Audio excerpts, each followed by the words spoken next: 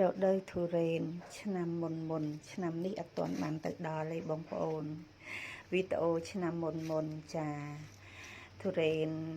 ចំការខ្លះទុំចំការខ្លះអត់ទាន់ដល់ពេញទំហឹងទេបងប្អូនចាសាម៉ាវអីនេះឆ្នាំមុនទេឆ្នាំនេះអត់សូវបានផលដូចឆ្នាំមុននេះបងប្អូនធ្វើបានជោគជ័យហើយគឺវារៀងស្អាតវារៀងល្អអញ្ចឹងណាបងប្អូនចា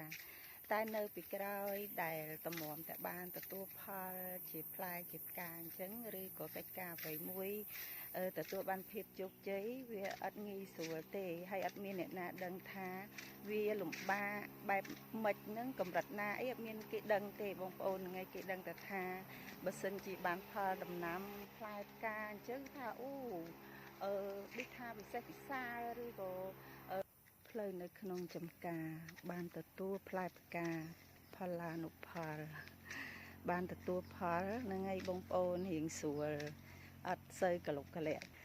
គឺពេលដែលយើងបានទទួលផលហើយបានចេញជាផ្លែជាផ្កាអញ្ចឹងណាបងប្អូនហ្នឹងហើយគឺតាមផ្លូវចេញទៅចាហ្នឹងហើយអញ្ចឹងអ្វីក៏ដោយបើយើងធ្វើបានទទួលផលហើយវារៀងមើលទៅរៀងល្អតែនៅពីក្រោយខ្នងតម្រាំតបានផលអញ្ចឹងគឺថាត្រូវការប្រឹងប្រែងខ្លាំងណាស់ចាពេលវេលាចាបងប្អូនគឺយើងដាំដុះឲ្យតាំងពីនៅតូចចាបងប្អូនស្រោចទឹកដាក់ជីចាយើងមាន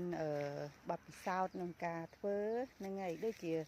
ស្លឹកអីចេះអីបងប្អូនគឺត្រូវបានទុកអីនៅក្រោមដើមឲ្យវាលួយជំនួយឬជំនួយអីអញ្ចឹងណាដើម្បីនិយាយទៅបច្ចេកទេសបទពិសោធន៍តើតើមានបទពិសោធន៍ដែរបើសិនជា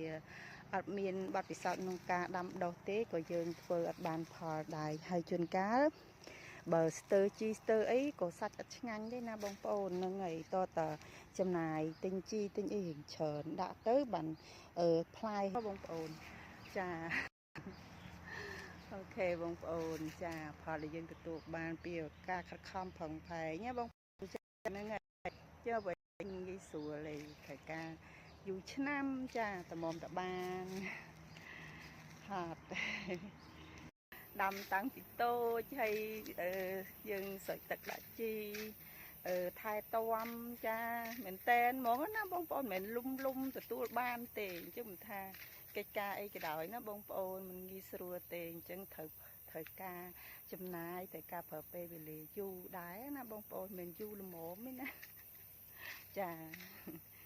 បីអស់ខ្លះឲ្យបងប្អូននៅសាប៉ុណ្ណឹង